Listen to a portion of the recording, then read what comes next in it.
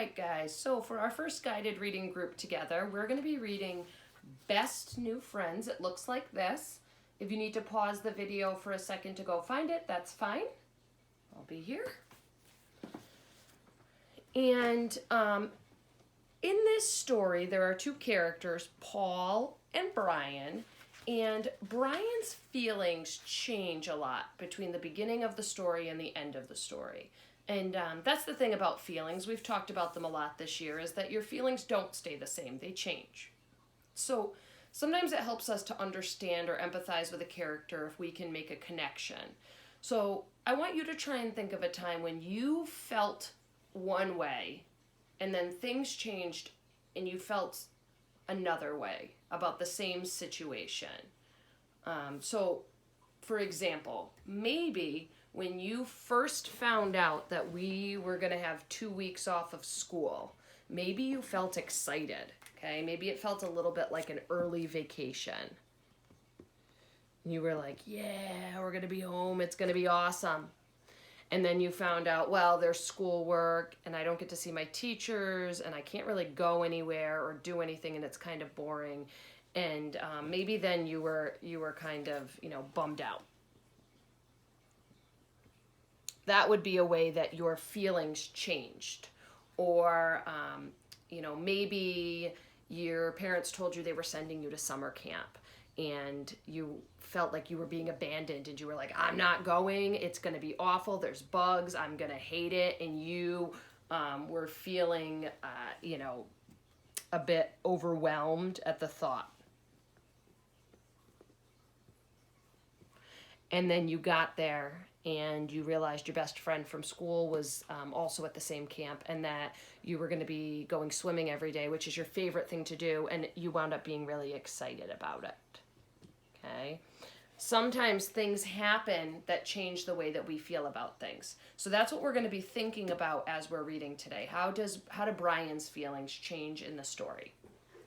And so it's called Best New Friends. And if you look at the cover, you can see that there's two boys, Paul and Brian, and they're watching a moving van get loaded. So if I had to make a prediction about what was happening, I would guess that maybe one of them is moving. Right. So if you look quickly at page 2, you can just see that Paul and Brian are best friends and they do everything together. They live next door to each other. But on page 4, Brian's a little bit upset because Paul tells him that his family's moving away. And the way that he says moving away, it sounds like they're going somewhere far. And at the bottom of the page, Brian says, "You're my best friend." And I want you to put your finger on the word your. Okay, this your has an apostrophe in the middle, which means that it's a contraction. They stuck two words together, you and are. You are my best friend. You're my best friend.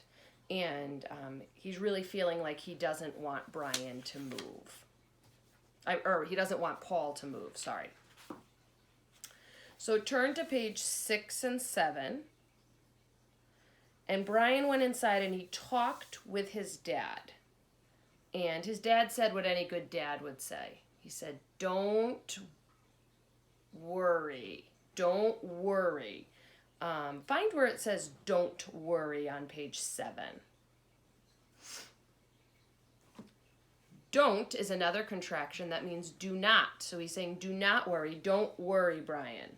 And he offers some suggestions. So, you might remember that when Rory moved from our class, we were all really sad, but we came up with some ideas of things that we could do so that we could still talk to him. We wrote him letters. Some of us called him. So his father gives him some of those same suggestions. If you turn to page 8 and 9, you can see Brian sitting in his bed, and he just looks like he's thinking. He's got his baseball stuff. He doesn't have anybody to play with, and he's wondering to himself who's going to be his friend, right? It's a scary thought to think that maybe you won't have a friend anymore. And so he wasn't saying it out loud, but he thought it. Thought is it's a sight word. It's not a word you can sound out, but it does start with that TH digraph. Find thought on page 8. THOUGHT, thought. Okay, so he was thinking all of those things. And he's pretty upset. And on page 10 and 11, Paul gives Brian a little gift. I don't want to get too much into what that is because you're going to read it. And if you turn to page 12, it says that Brian tossed Paul's ball in his hand. Think about what it means to toss. You can use your picture clue to help you figure it out. Okay? When you toss something, you're kind of just throwing it up in the air just a little bit. And you see the moving van leaving and the sign says sold. And his dad asks him if he wants to play catch. And he says no. So really think about how he's feeling. Okay, a little bit depressed. He's very upset. His best friend just moved away. He doesn't want to play. Okay. I'm going to stop there for today because something is going to happen that's going to change the way that Brian feels. And I don't want to spoil that for you. So you are going to turn back to page 2, either by yourself or with your grown-up. You are going to read the story out loud all the way to the end. Then you will see your options for how you can respond to me. I'll give you some choices about how Brian's feelings change in the story. How did he feel at the beginning and why? And how did he feel at the end and why? All right? I look forward to reading your responses.